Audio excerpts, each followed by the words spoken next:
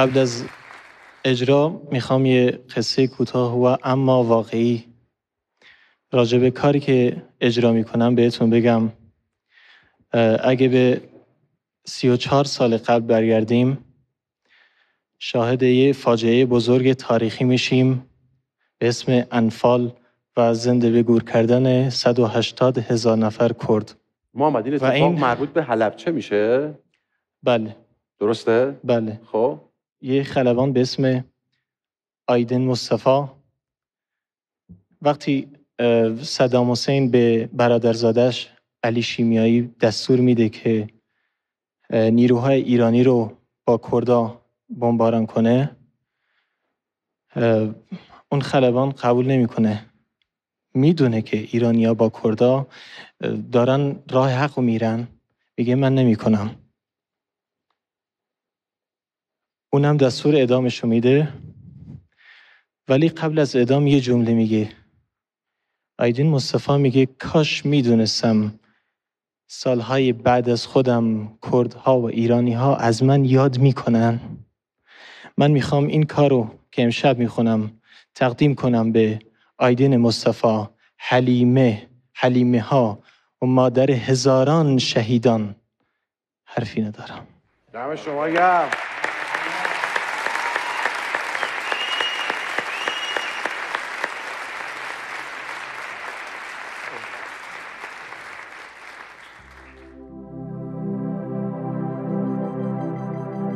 Niştimanim bir takım, Niştimanim bir germiyan köstan takım, Niştimanim rojek niyar min lera ve yad snakam, ah daloy loy daloy loy دلوی لوی دلوی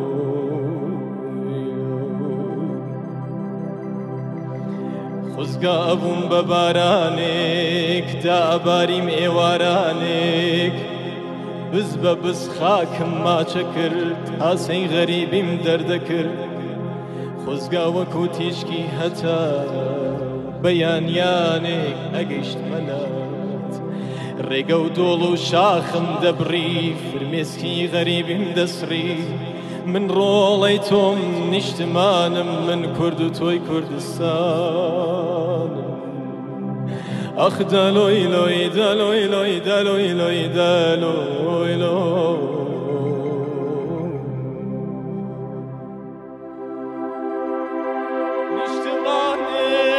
نیشتمانم تۆ خاکی دایکێکی ڕەشپۆشی گەرمیانی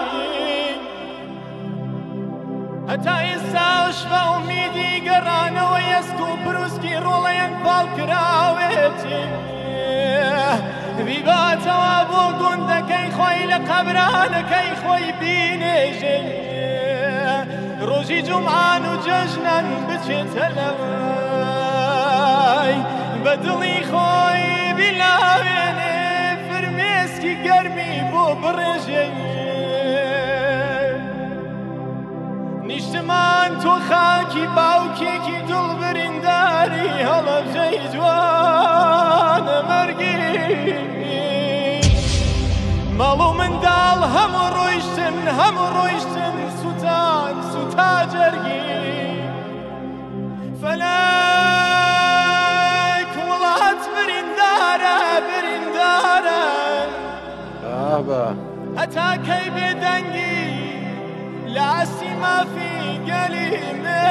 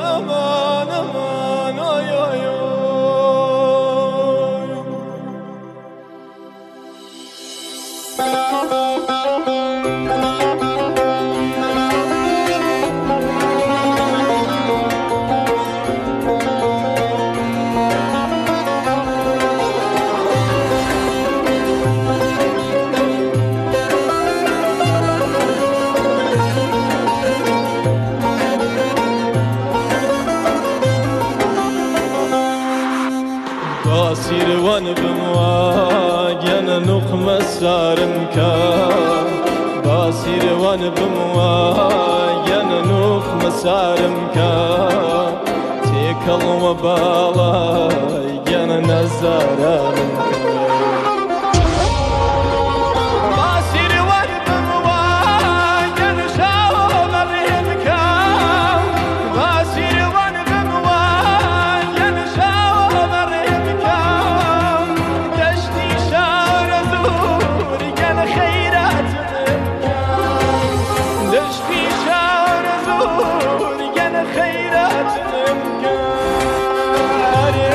که نامجو